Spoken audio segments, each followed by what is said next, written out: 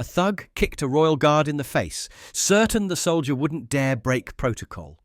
But when the guard finally moved and showed him what a real kick feels like, the thug was left seeing stars. Here's how it happened. Now, before we continue, let us know in the comments where you're watching from. Subscribe to the channel because tomorrow at the same time we'll bring you another story of courage and discipline from the royal guards that you won't want to miss.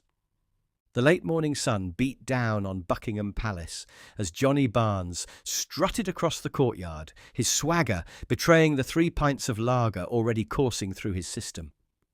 The crowd of tourists parted instinctively as he approached, something in his predatory gait setting off silent alarms.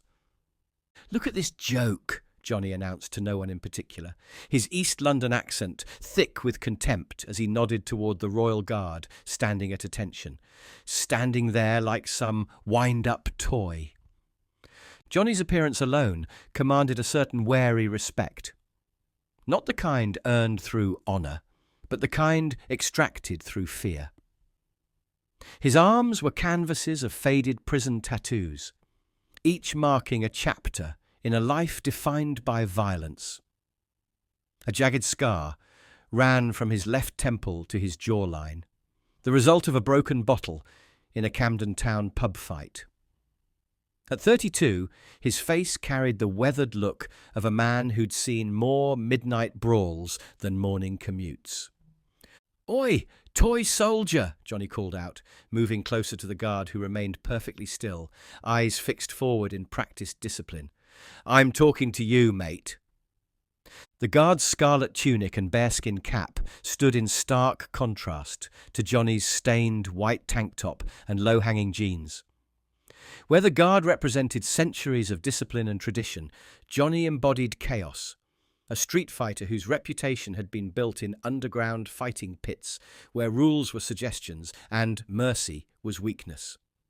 "Just look at him," Johnny continued, circling the guard like a shark sizing up prey.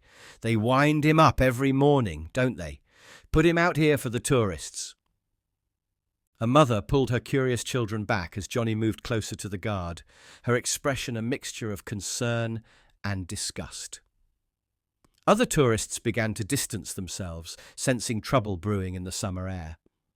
A young couple exchanged worried glances, the woman already reaching for her phone. What none of the onlookers knew, what they couldn't see beneath the aggressive posturing, was the real reason behind Johnny's particularly foul mood. Just 3 nights ago, in a warehouse fight that had drawn East London's shadiest gambling crowd, Johnny the Hackney Hammer, Barnes had suffered a humiliating defeat. 20 seconds into the first round, he'd been laid out cold by a fighter half his age, his fearsome reputation shattered along with his pride. The video had already made rounds on every underground fighting forum. "You think you're something special in that fancy outfit?" Johnny sneered, his breath carrying the sharp tang of beer and wounded ego. "I've dropped blokes twice your size with one hand tied behind my back." The guard remained motionless, his discipline forged through months of training and battlefield experience. His eyes stared straight ahead, focused on some distant point, as they had been taught to do through countless hours of practice. Not a muscle twitched in his face, though behind that mask of military bearing, complex calculations were already running. "What's wrong, mate? Cat got your tongue?" Johnny moved closer, deliberately stepping into the space tourists knew to avoid. "Or are you just too scared to speak, hiding behind all those rules and regulations because you'd get your arse handed to you in a real fight?" A tour guide quietly ushered her group away from the unfolding scene, whispering explanations about proper protocol and respect. Several tourists raised phones to record what was happening, sensing the potential for viral content, but unaware of how quickly the situation would escalate beyond entertainment. Johnny's growing agitation was visible in the tightening of his shoulders, the whitening of his scarred knuckles. Every second the guard maintained his composure seemed to stoke Johnny's anger like oxygen on embers. He'd come here looking for validation, for some way to restore his damaged ego after that devastating loss. And this guard's perfect stillness was denying him even that small victory. You know what your problem is? Johnny moved even closer, his nose inches from the guard's immaculate uniform. You're just playing soldier, aren't you? Standing here all day while real men do real fighting. The morning had warmed considerably, but it wasn't the heat causing sweat to bead on Johnny's forehead. It was frustration. The same toxic frustration that had followed him from foster homes to juvenile detention to adult prisons. The pattern was always the same. Authority figures who wouldn't engage, who looked through him rather than at him, who denied him even the satisfaction of provoking a response. And now this guard, this living symbol of everything Johnny resented about structure and discipline, was doing the same, standing there with perfect composure, while Johnny's need for confrontation burned hotter with every passing second. "I'm talking to you, you plastic soldier!" Johnny's voice rose sharply, causing several tourists to flinch and back away further. "Or are you deaf as well as dumb?" The guard didn't blink, didn't twitch, didn't give any indication he'd heard the increasingly aggressive taunts. His ceremonial rifle remained perfectly positioned, his chin held at precisely the proper angle, his entire bearing a textbook display of the discipline that had made the Queen's Guard legendary. And it was driving Johnny Barnes absolutely mad. "Look at this," Johnny said, sweeping his arm to address the cautious audience that had formed a loose semicircle around him and the guard. "Ladies and gentlemen, what we have here is a prime example of a man who's forgotten how to be a man." He paced back and forth in front of the guard, his movements becoming increasingly agitated with each pass. The morning sun caught the beads of sweat on his neck, highlighting the coiled muscles beneath his tattooed skin. There was something dangerous building in his bearing, a storm-gathering force that made onlookers instinctively create more distance. "I bet under all that fancy dress you're nothing special," Johnny continued, his voice rising. "Probably some posh boy playing soldier while real men do real work." A young father whispered something to his wide-eyed son before guiding him away from the scene.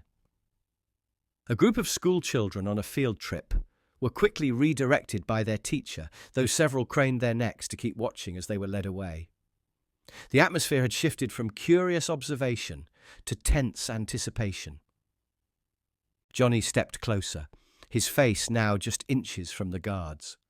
"I could take you with one hand tied behind my back. You know that, don't you? That's why they tell you not to move, because they know you'd get destroyed in a real fight." The guard's eyes remained fixed forward, not acknowledging Johnny's existence, even as spittle from the man's increasingly aggressive taunts landed on his immaculate uniform. His discipline was a wall that Johnny couldn't breach, and that only fueled the thug's determination to provoke a response. "What do they pay you for this?" Johnny sneered. "Standing here like some department store mannequin, letting tourists take pictures." He made a show of examining the guard's ceremonial rifle. "That thing even real? Or is it just for show, like everything else about you?" A security camera swiveled silently in their direction, its movement catching Johnny's attention momentarily. He glanced up at it and offered an obscene gesture before returning his focus to the guard. "You see that?" he taunted. "I just gave the camera the finger. What are you going to do about it? Nothing, because you can't do anything, can you? Just stand there looking pretty while real men handle the actual business." Johnny began to mimic the guard's posture, exaggerating the stiffness to elicit laughs from the increasingly uncomfortable audience. When the reaction was less enthusiastic than he'd hoped, his face darkened further. "What's the matter?" he challenged the crowd. "Too proper to enjoy a bit of fun at the expense of the Queen's toy soldiers?" He turned back to the guard, stepping even closer.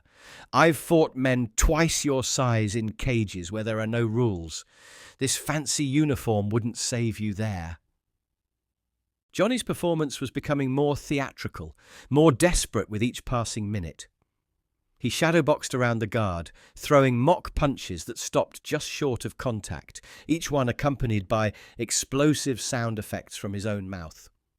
"Boom! That would be your jaw," Johnny announced, throwing a right hook that halted an inch from the guard's face. "Crack! There goes your nose!" A left jab stopped just short of the guard's immaculate uniform. And that fancy hat of yours wouldn't stay on for 10 seconds. The guard remained perfectly still, though something had changed in the atmosphere around him. A subtle shift in tension that only those with combat experience might have recognized. It wasn't visible in any movement, but rather in the focused intensity that seemed to radiate from his still form. Johnny, oblivious to these warning signs, pressed closer. "You know what I think?" he said, his voice dropping to a stage whisper that still carried across the courtyard. "I think you're scared, standing still because you're terrified of what would happen if you had to actually defend yourself." He circled around the guard, inspecting him from all angles like a predator seeking a weak point. "Look at him, everyone! The mighty royal guard. Can't even defend his own honor." A tourist's child began to cry. Frightened by the escalating tension, Johnny's head snapped toward the sound, his eyes narrowing. "Even the kid knows you're a joke," he spat, turning back to the guard. The crowd had thinned considerably now, though those who remained watched with a mixture of fascination and dread. The distance between them and the unfolding confrontation had grown, creating a stage-like clearing where Johnny continued his increasingly aggressive performance. "Last chance, soldier boy," Johnny announced, planting himself directly in front of the guard. "Show me you're a real man. Show me something other than this robot act." He leaned in, close enough that his next words were meant only for the guard's ears, though they carried in the tense silence. "Or maybe they only let you play dress-up because you couldn't hack it in a real fight." The tension in the air crystallized as Johnny took a single step back, his face contorted with a mixture of contempt and growing rage. The crowd seemed to sense the shift, a collective intake of breath, creating an eerie silence broken only by the distant sounds of London traffic beyond the palace walls. "Nothing?" Johnny's voice had taken on a dangerous edge, no longer playing to the audience but focused entirely on breaking through the guard's perfect composure. "Not even a blink?" He circled again, this time with the calculated movements of someone preparing to strike. His feet shifted to a fighter's stance, the stance that had made him feared in East London's underground fight scene. There was nothing theatrical about his movements now, only the coiled tension of genuine violence waiting to be unleashed. "You know," he said, voice dropping to a deceptively conversational tone, "where I come from, there's only one way to deal with a man who disrespects you by ignoring you." A few onlookers began urgently looking around for palace security, sensing that the situation had crossed from uncomfortable spectacle into genuine threat. A woman with a press badge, who had been discreetly recording the confrontation, began backing away, her professional detachment giving way to genuine concern. "In the cage, they teach you to always watch your opponent's eyes," Johnny continued, moving with practiced precision around the guard. "But you're making this too easy, aren't you? Standing there, eyes forward, completely unprotected." The guard remained motionless, though something in his bearing suggested heightened awareness, not fear, but rather the calm alertness of a trained soldier assessing a tactical situation. His ceremonial duty demanded stillness, but his military training was cataloguing Johnny's movements, calculating distances, preparing responses. "Last chance, mate," Johnny announced, his voice carrying across the courtyard. "Acknowledge me or learn what happens to men who pretend I don't exist."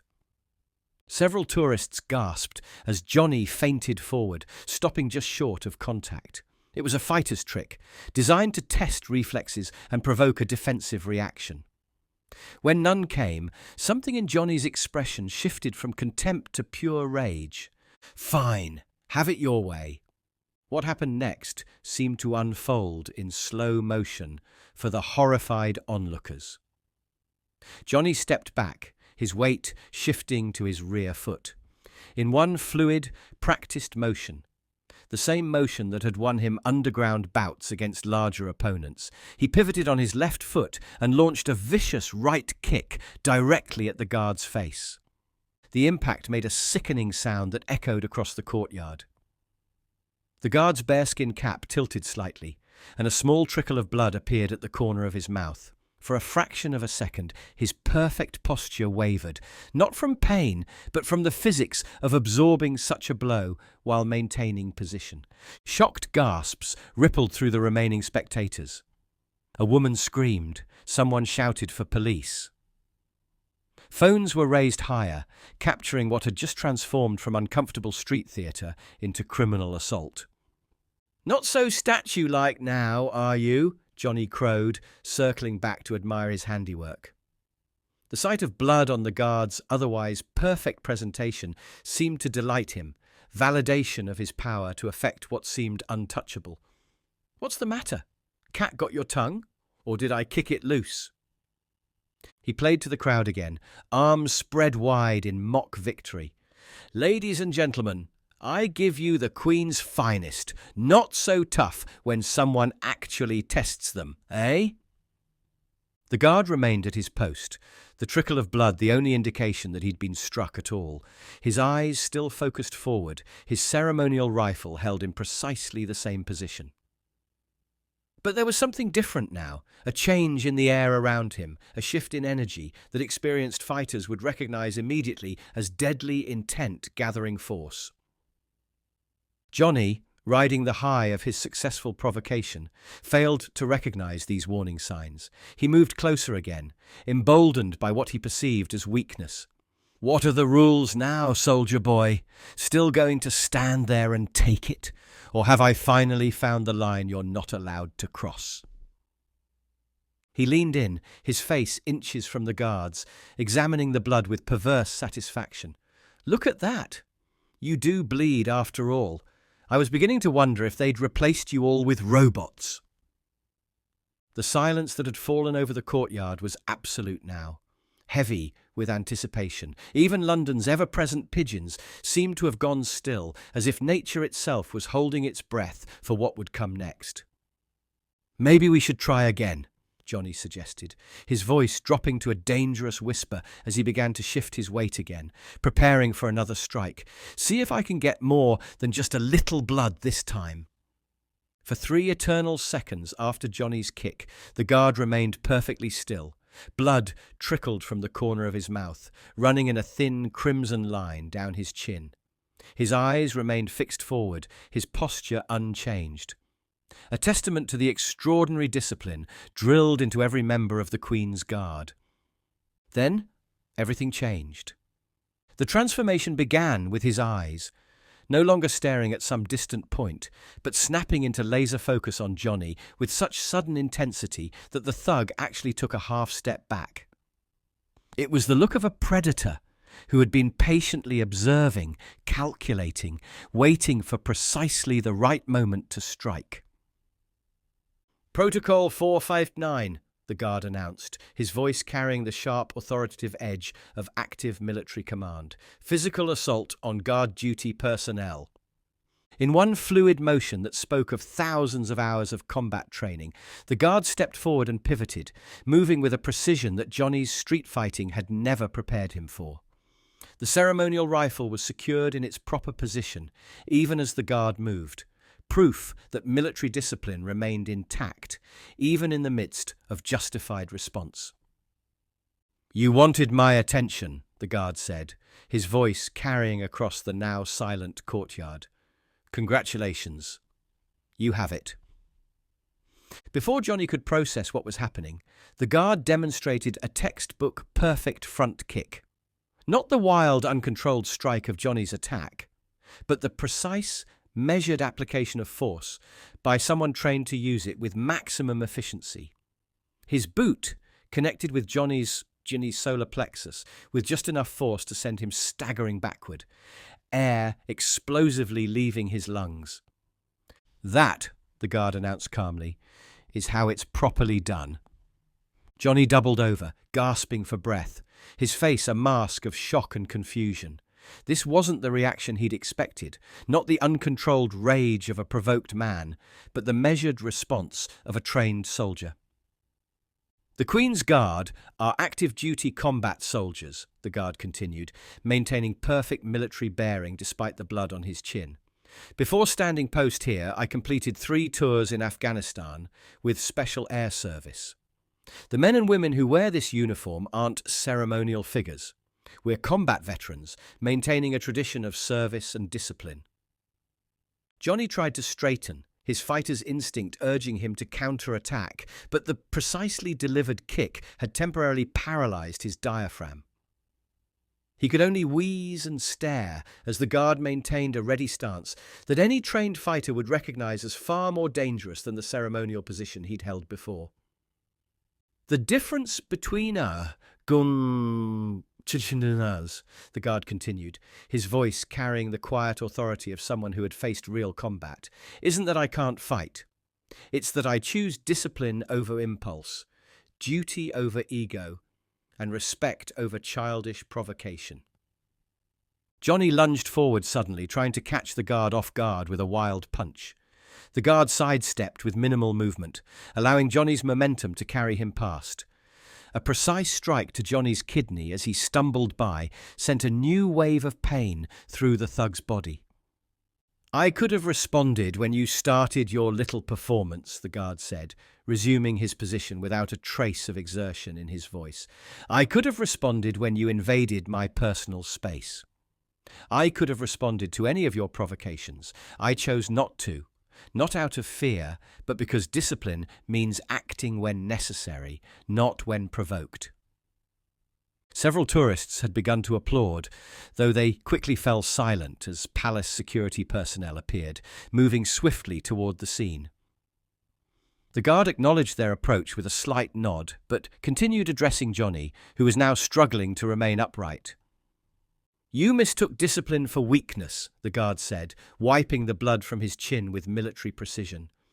It's a common error among those who confuse violence with strength. Johnny spat on the ground, trying to maintain some semblance of his street credibility despite having been thoroughly outclassed. You caught me by surprise, that's all, he wheezed, though the bravado in his voice had been replaced by uncertainty. No, the guard replied with calm certainty. I waited until you fully committed to your attack, then responded with appropriate force. In your parlance, I allowed you to take your best shot. It wasn't particularly impressive. The security personnel had reached them now, 2 men in suits with earpieces who moved with the coordinated efficiency of former military. They flanked Johnny without a word, their presence making it clear that his options for further confrontation had been eliminated. Your error, the guard concluded, resuming his ceremonial stance with perfect form despite the altercation, was assuming that standing still requires less strength than lashing out. In my experience, both on the battlefield and here on guard duty, the opposite is true. The palace security personnel moved with practiced efficiency, securing Johnny's arms behind his back with handcuffs that clicked closed with grim finality. The thug's earlier bravado had evaporated, replaced by the dawning realization that his impulsive attack would have serious legal consequences. Assaulting a member of the Queen's Guard, the lead security officer informed him, is classified as an attack on military personnel. That carries a minimum sentence of 6 months, assuming the magistrate is feeling generous. Johnny's face had lost its aggressive sneer, his complexion paling as the security officer continued listing the charges. His eyes darted around, perhaps seeking some escape route or sympathetic face in the crowd, but finding neither. Additionally, this entire incident has been recorded from multiple security angles, not to mention the dozens of tourist videos currently being uploaded to social media. The officer nodded toward the blood still visible on the guard's chin. Visible injury to military personnel while on duty typically results in enhanced sentencing. The guard himself had resumed his post with remarkable composure, his uniform once again perfectly arranged despite the brief but decisive confrontation. He stood at attention as if nothing had happened, though the small bloodstain on his scarlet tunic remained visible, a badge of both the assault he'd endured and the discipline he'd maintained. I was just having a bit of fun, Johnny protested weakly as the security team began moving him toward the exit. Bit of an overreaction, isn't it? The lead officer didn't bother responding, having heard similar protests countless times before. Instead, he nodded respectfully to the guard before escorting Johnny away. The thug's unsteady gait betrayed the pain from the perfectly placed strikes he'd received, precise, controlled responses that had neutralized without unnecessarily escalating. As Johnny was led away, the crowd that had witnessed the entire confrontation began to disperse. Parents who had sheltered their children's eyes during the assault now pointed respectfully toward the guard, explaining in hushed tones the significance of his position and the discipline he'd demonstrated. Several tourists approached cautiously, keeping a respectful distance while taking photos with a new appreciation for the man behind the ceremonial uniform. A medical officer approached the guard, offering to examine the injury, but was politely dismissed with the barest shake of the head, a subtle gesture that spoke volumes about the guard's training and resolve. The small cut had already stopped bleeding, and his focus had returned entirely to his duties. The guard's composure hadn't just neutralized a physical threat, it had transformed the atmosphere around his post. Where tourists had previously seen only a ceremonial figure, a photo opportunity in a fancy uniform, they now recognized a highly trained soldier whose discipline wasn't a limitation, but a form of strength few would ever master. For the remainder of his shift, the guard noticed a distinct change in how visitors approached. They kept a respectful distance, spoke in hushed tones, and often offered small nods of acknowledgement before taking photos. Parents could be heard explaining to their children not just what the guard did, but why he did it. The principles of duty, discipline, and service that the uniform represented. Johnny Barnes, meanwhile, sat in a holding cell awaiting his hearing, nursing bruised ribs and a thoroughly deflated ego. His street reputation, already wounded by his recent fighting loss, would be shattered by videos already circulating, showing his humiliation at the hands of the toy soldier he'd so foolishly underestimated. The underground fighting circuit that had once celebrated him would now mock his defeat, not by another cage fighter, but by a guard whose discipline had proven more formidable than Johnny's rage. But perhaps the most lasting impact was on those who witnessed the confrontation, especially the children who had watched a real-life lesson unfold about the difference between aggression and strength, between impulse and discipline. That day, they'd seen not just a ceremonial uniform, but the character it represented, the quiet power of someone trained to act with precision rather than emotion, and the dignity that comes from serving something greater than oneself. Nearby, two teenagers who had recorded the entire incident on their phones were replaying the footage, their earlier excitement replaced by a sobering respect. "Did you see how he moved?" one whispered to the other. "Like nothing I've ever seen before."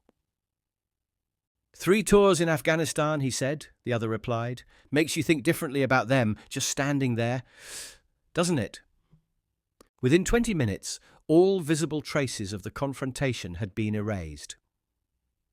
The tourist flow resumed its normal pattern, though those approaching the guard did so with noticeably more respect than before. Standing a proper distance away, maintaining hushed tones, explaining to their children the significance of the position. Back at his post, the guard remained motionless, his eyes once again fixed on that distant point. The afternoon sun glinted off his brass buttons, highlighting the immaculate uniform that represented centuries of tradition. To casual observers who hadn't witnessed the earlier confrontation, he appeared exactly as any other Queen's Guard, a living symbol of discipline, duty, and unwavering vigilance. But for those who had seen what happened when that discipline was pushed beyond breaking point, the uniform now carried a deeper significance.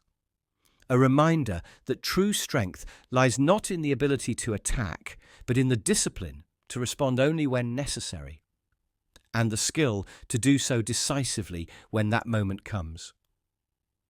What would you have done if you witnessed this confrontation? Would you have expected the guard to respond as he did, or were you surprised by the combat skills behind the ceremonial uniform? The Queen's Guards represent more than just tradition. They embody the perfect balance of discipline and capability, maintaining composure under pressure while possessing the skills to act decisively when required. It's a reminder that sometimes the most formidable individuals aren't those who boast about their abilities, but those who quietly master them. If this story resonated with you, don't forget to hit that like button and subscribe to our channel for more powerful stories about the Royal Guards. Press the bell icon to be notified whenever we upload new content. And check out our other videos appearing on your screen right now.